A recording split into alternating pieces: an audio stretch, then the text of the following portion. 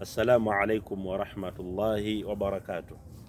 Alhamdulillah wassalatu wassalamu ala rasulillahi sallallahu alayhi wasallam. Tuli ku mulamwa gwaffe ogwa muhasabatu nafs, omuntu okubeera nga weebalabalamu ku mutima gwo.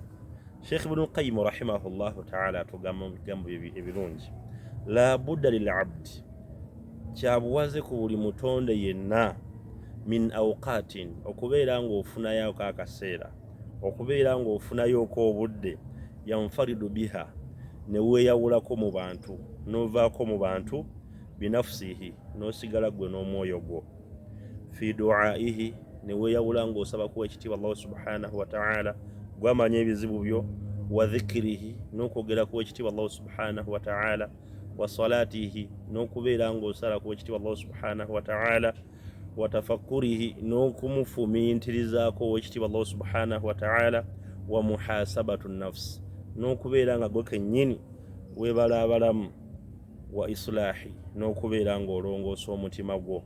Wassalamu alaikum wa rahmatullahi wa barakatuh.